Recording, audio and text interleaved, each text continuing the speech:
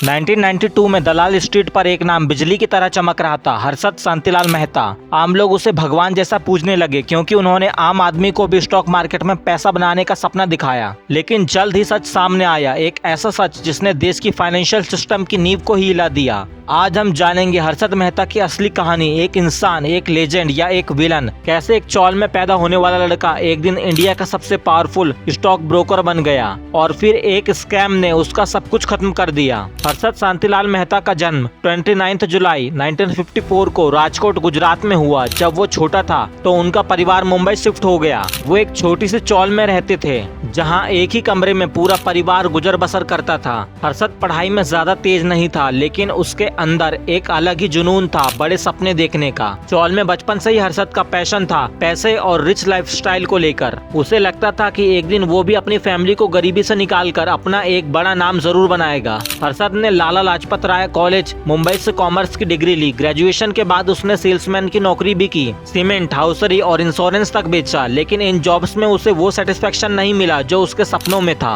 हर्षद के लिए असली एक्साइटमेंट थी बॉम्बे स्टॉक एक्सचेंज। शाम को वो स्टॉक ब्रेकर्स की बातें सुनता था और धीरे धीरे उसने समझना शुरू किया कि मार्केट के अंदर पैसा कैसे सर्कुलेट होता है। 1970s के एंड तक उसने एक ब्रोकरेज फर्म में जॉब ले ली। यहाँ उसका काम छोटा था, पर हर्षद हर दिन एक नया ट्रिक सीखता। धीरे धीरे उसने कनेक्शंस बनाए और फिर खुद का अपना ब्रोकरेज फर्म खोला, grow more research and asset management. 1980s के दौर में इंडिया की इकोनॉमी अभी लिबरलाइज नहीं हुई थी, स्टॉक मार्केट रिस्ट्रिक्टेड था। लेकिन हर्षद ने एक लूपहोल ढूंढ निकाला। उसने बैंक्स के रेडी फॉरवर्ड RF डील्स और बैंक रिसिप्ट BRS का मिसयूज करना शुरू किया। नॉर्मली RF डील्स एक शॉर्ट टर्म लोन होता है जिसमें बैंक एक सिक्योरिटी बेचकर फिर खरीद लेती है, लेकिन हर्षद ने फोर्ज्ड बैंक रिसिप्ट बनवाकर बैंक का पैसा स्टॉक मार्केट में लगाया। और जब पैसा स्टॉक मार्केट में आया तो हर्षद ने ACC, स्टारलाइट और रिलायंस जैसे शेयर्स में इन्वेस्टमेंट की। आर्टिफिशियल डिमांड क्रिएट हुई और शेयर प्राइस रॉकेट की तरह ऊपर गए। हर्षद के ट्रेडिंग से सेंसेक्स ने पहली बार 1000 पॉइंट्स क्रॉस किए। आम इन्वेस्टर्स ने सोचा हर्षद मेहता एक जीनियस है जो सबको अमीर बना रहा है। हर्षद मेहता सिर्फ पैसा नहीं कमा रहा था, बल्कि उसे ओपनली दिखाता भी था। उसने वॉरली में एक सी फेसिंग पेंट हाउस लिया, 15 लग्जरियस कार्स का कलेक्शन बनाया जिसमें इंडिया की पहली इंपोर्टेड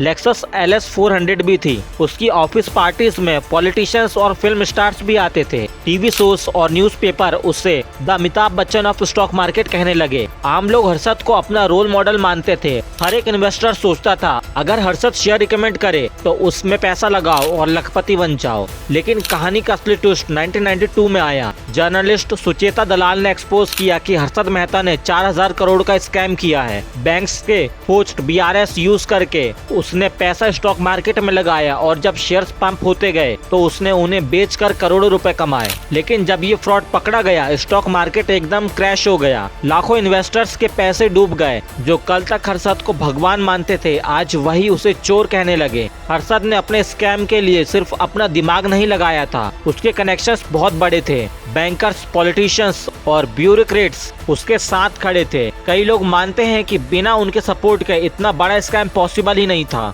हर्षद ने खुद कोर्ट में कहा था, मैं अकेला नहीं था, पूरा सिस्टम मेरा साथ दे रहा था। ये लाइन हिस्ट्री में हमेशा याद रखी जाएगी। स्कैम के एक्सपोज होते ही हर्षद मेहता को CBI ने अरेस्ट कर लिया।